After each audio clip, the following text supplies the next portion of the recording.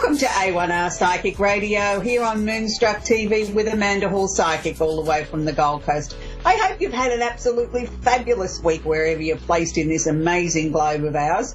I mean, I know in the last few weeks we've sort of sent prayers out for everybody that's been in weather events and things like that, and of course that goes without saying. We do the same again this week. But let's try and keep the show on a very upbeat, positive sort of direction for the future, because I just sort of feel we've had enough doom and gloom and there's enough threats of war and everything. So let's just make this next half an hour about indulging the positive energy that we can all share in. So it's been an interesting week around the globe, as I said. And for those people that watch regularly, you'll know that we have a few little things that we feature every week on the show. But I'm excited to talk about next week. We're going to have a brand new segment as well. We're going to be delving into the magic of soy candles and how they can make a difference in your life. So stay tuned for that next week. So we'll kick the show off today with our Simply Tarot card of the week. For those of you that don't know me, my name is Amanda Hall. I've been in the psychic industry in Australia well over 40 years now. I was inducted into the Psychic Hall of Fame.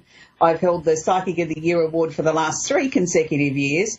And I was lucky enough to work with an Australian publisher here about 13 years ago and create a deck of cards called the Simply Tarot cards, which we took the Rider-Waite deck and we brought it into the 21st century with purpose-shot photographs, and we put a little basic meaning on the bottom of the cards so that everybody could learn the magic of tarot. So I'm pleased to say this week's card is the Three of Wands. Now, the Three of Wands to me is travel overland or surveying your kingdom. So what better card could we have for the week for us to sort of really kickstart some new opportunities or look towards the future at what we can be bringing into our lives?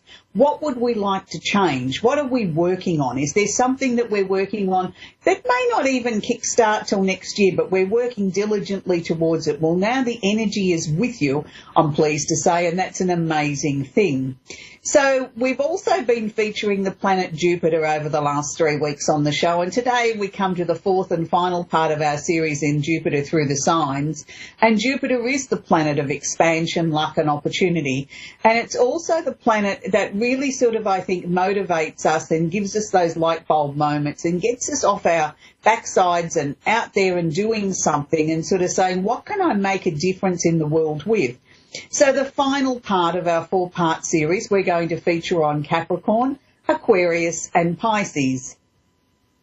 So Jupiter in Capricorn is a really odd situation because Jupiter likes to do everything in a very big, dynamic, definite sort of way, like let's do everything in an exaggerated form. And Capricorn's so staid. They like to sort of do everything in a very practical, let's think about it. Yes, we like big ideas, but gee, they've got to be guaranteed they're going to work before we'll invest any money or we'll make changes in our lives.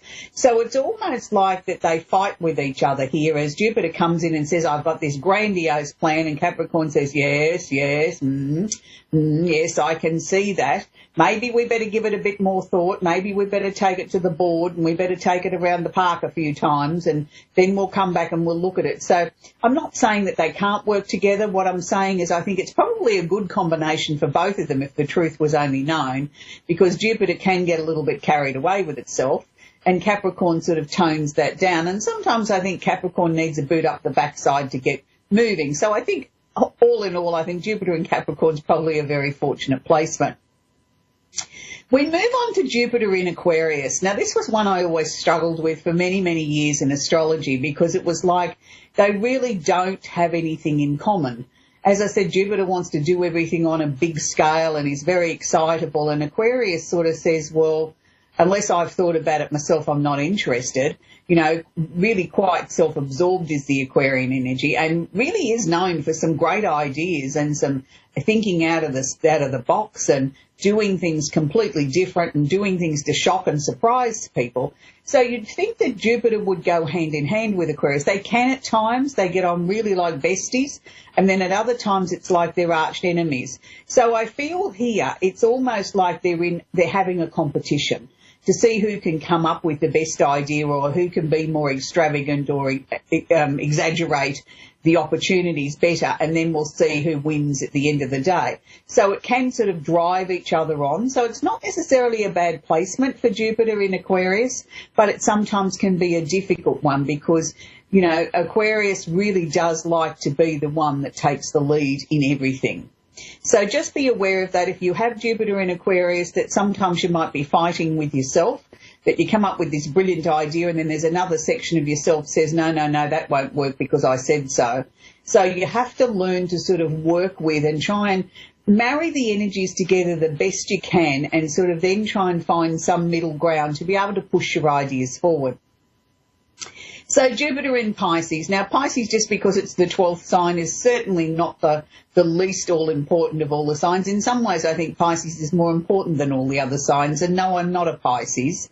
And I don't even actually have a planet in Pisces in my own chart. But from my experience, I've seen some of the brilliance of planets working with Pisces can bring. Because Pisces is such a gentle, fluidy, sort of movable, flexible sort of energy, and it sort of goes along with the flow with a lot of things, it seems to be able to enhance a lot of the planets. Instead of fighting with them, it just sort of gently nurtures them along and encourages them, and then when the time's right, floods the area with this amazing sort of Piscean creativity. And Jupiter works really well here.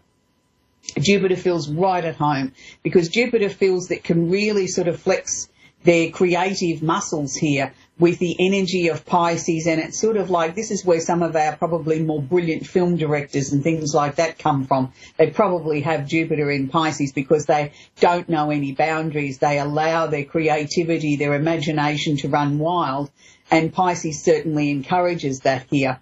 So I hope you've enjoyed our 4-part series on Jupiter through the planets. Next week, we're going to start a new 4-part series where we're going to talk about our dear old friend Saturn.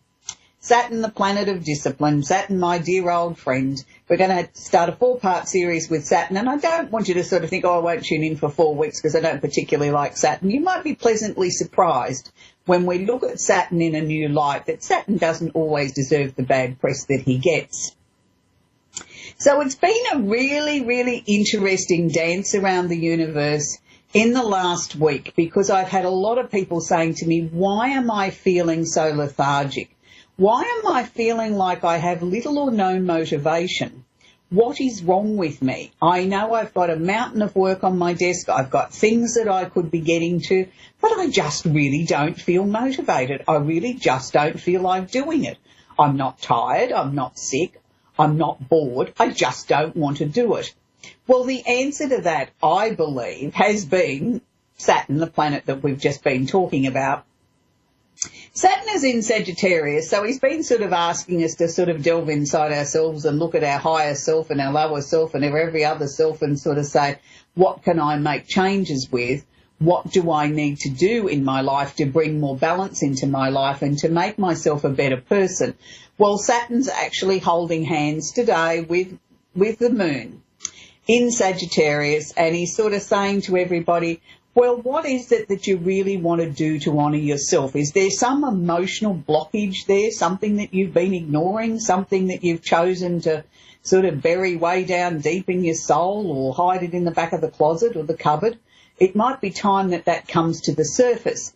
And I think it's been really about, if you say that you've had little or no motivation, maybe that's what you've just been meant to do, is do nothing, is allow yourself that opportunity to say, it's okay to play hooky. I don't need to always be on tap, on performance, that I can allow myself to say, I'm just going to do nothing. I'm going to go and take a walk in the garden. I'm going to go for sit by the beach. I'm going to read a book. I'm going to go to the movies, whatever.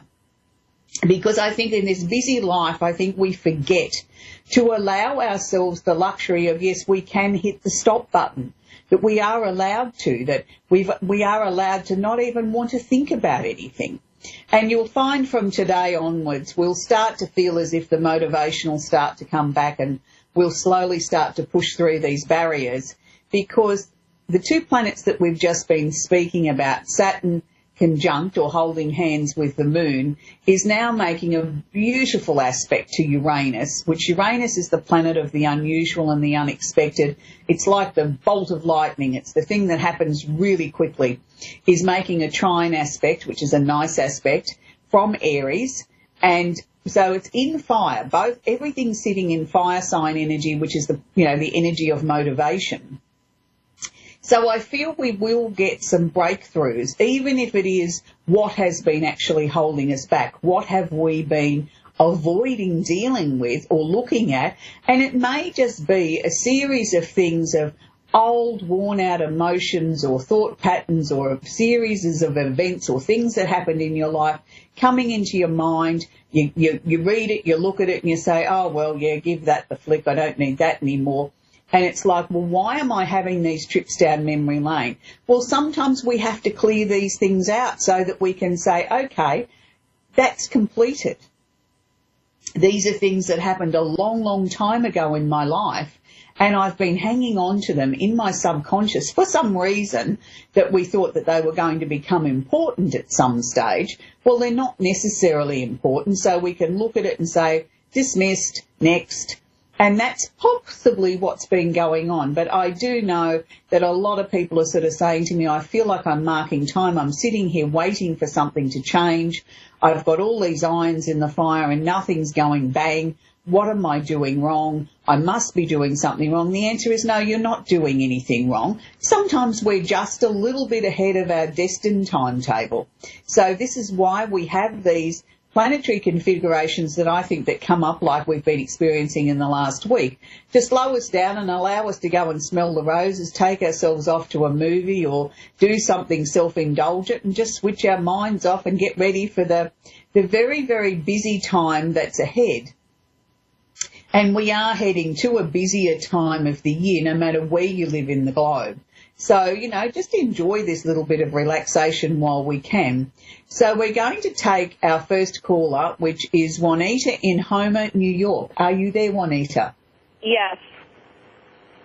How can I help you today? Do you have a particular question I can answer for you, Juanita? Yes. My daughter passed away, and I've been told that she was murdered. Right. And well, first of all, then I was told that she overdosed. Right. So I'm getting missed messages. Okay. All right. Well, first and foremost, we're terribly sorry that you lost your daughter. That, is something that I can't begin to imagine how anybody comes back from that. I mean, I don't think there's any greater loss than a loss of a child. It's interesting when you say that you've been told that your daughter was murdered and then there's been others, people have sort of said that she overdosed. Was there an official finding by a coroner? Yes. And what was that? That there was a large amount of drugs in her system and they don't believe that she did it. Mm-hmm. I would be inclined to agree with that. Look, I'm not saying your daughter was a perfect angel. I mean, you know that she wasn't. I mean, she had a strong will.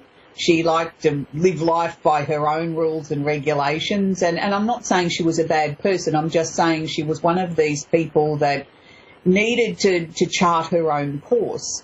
So by that, yes, she may have experimented at times in things that you and I may not necessarily want to partake in, but that doesn't make her a bad person. What I'm picking up from your daughter's energy is she's telling me she doesn't know. She doesn't know why she passed over. She's questioned it and questioned it and questioned it. So I can only take from that when a person comes through to me from the other side and says, I don't have the answers to give you, Mum, then they don't know themselves what happened. So if she had intended to take her own life, she would then say, look, I'm sorry, Mum, I couldn't handle it. Things got on top of me. I'm sorry, but it was the only way out. I know you're hurting, etc., etc., etc. She's not doing that. So I can only deduct from what she's sharing with me that she doesn't know how she got there. She wasn't ready to go. So therefore that says it was not an accident. it wasn't something that she did by her own hand. I mean, you know, we can't prove who or what. All I can tell you was what she's showing me. Now, what she's showing me was just what she last remembers of being here on Earth was she went to visit some friends. And there was 3 or 4 people from what I can see from what she's showing me. I'm assuming that includes her. There's a couple of people sitting on a couch and a couple of other people that sort of, I'm assuming it's a lounge room environment from the vision that she's showing me. It's dimly lit and there's a coffee table in front of them. And I think they were all, I don't think they were all just having a cup of coffee. I think there was a couple of people having a drink or two. But I'm not seeing what looks to me like a drug setup. Like, this doesn't look like that everybody went round there to have a snort of something or a smoke of something. It's not that. That's not what she's showing me. This is like a few people that have got together for a couple of drinks or, you know, a general catch-up, and that's the last thing that she remembers. Now, if that was, if she showed me a different scene, then I would have to question it. But that's the last thing that she remembers. Now, whether that means that somebody slipped something into her drink or did something, I'm not sure. But what I see of your daughter there was nothing wrong with her. She was not intoxicated with either alcohol or drugs in the last scene that she can remember.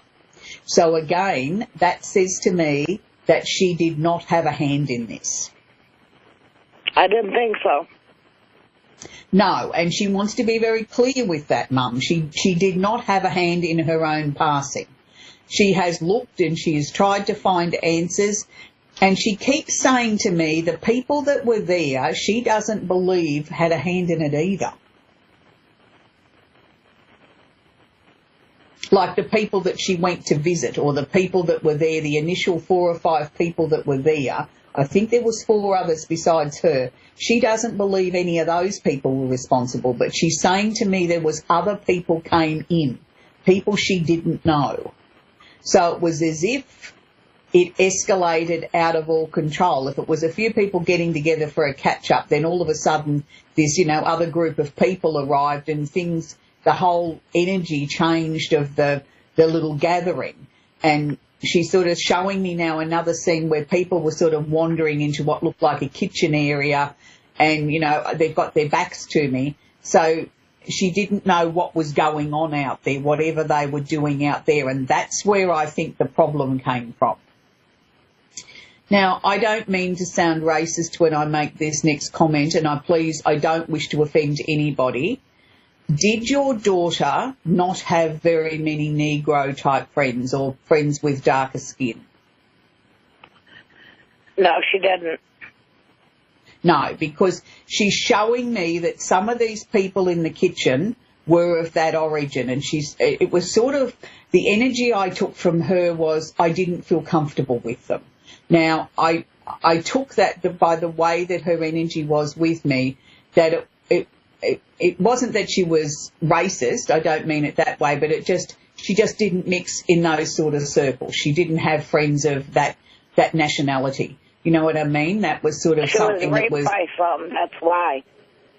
Right, okay, right, fine. That explains that to me then, but she felt uncomfortable, and then she says to me, after that, I have no recollection. That was the last memory she has here on Earth. So I can only take from that somebody gave her a drink or did something or whatever. I totally believe that she did not have a hand in her own passing at all. I don't know that there's necessarily going to be answers that are going to come in a legitimate legal sort of way, you know, like whether we're going to get any answers from police departments or anything just yet. But I do feel, and this is not coming from your daughter, this is coming from someone else that's passed over. I'm seeing a much older woman, so I'm assuming that's like... She just passed. She's just passed, okay. Her best friend just passed. Okay. Well, was she older than your daughter? Yes. Well, she's telling me that this will be solved. This will be resolved. That there is plenty of people in high places working on this, but nobody has any answers yet, but it will be resolved. She passed 3 months to the day of my daughter's death. Oh, I'm terribly sorry. You've had so much to contend with.